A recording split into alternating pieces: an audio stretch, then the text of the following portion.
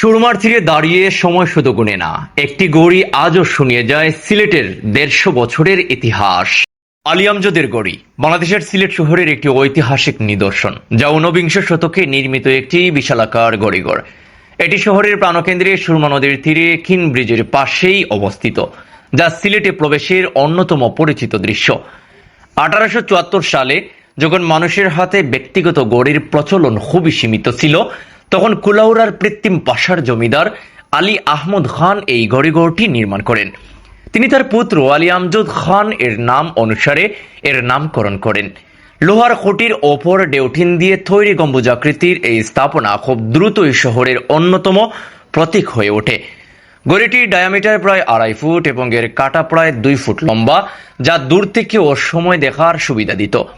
তখন এই গড়ি ছিল শহরের মানুষের সময় জানার অন্যতম ভরসা। ১৯৭১ সালের বাংলাদেশের মুক্তিযুদ্ধ চলাকালে এটি মারাত্মকভাবে ক্ষতিগ্রস্ত হয়। স্বাধীনতার পর মেরামত করা হলেও দীর্ঘদিন স্থায়ীভাবে সচল রাখা যায়নি। ১৯৮৭ সালে আধুনিক পদ্ধতিতে পুনরায় চালু করা হয়, এমনকি একসময় রিমোট কন্ট্রোলের মাধ্যমেও এটি পরিচালিত হতো, কিন্তু নানা সময়ে তা আবার বন্ধ হয়ে যায়।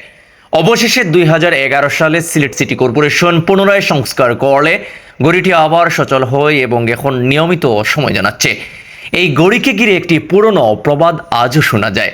চাঁদনীঘাটের সিঁড়ি আলী আমজদের গড়ি, জিতু মিয়ার বাড়ি বঙ্কুবাবুর ধাড়ি।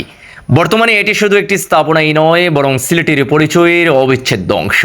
প্রতিদিন অসংখ্য মানুষ সেখানে ভিড় করেন, বিশেষ করে বিকেলের সোনালি আলোয় এই ঐতিহাসিক গড়িঘরকে ঘিরে তৈরি হয় এক অনন্য দৃশ্য। আলী আমজদের গড়ি সময়ের হিসাব রাখে ঠিকই, কিন্তু তার চেয়েও বেশি ধরে রাখে সিলেটের ইতিহাস, ঐতিহ্য আর স্মৃতির স্পন্দন।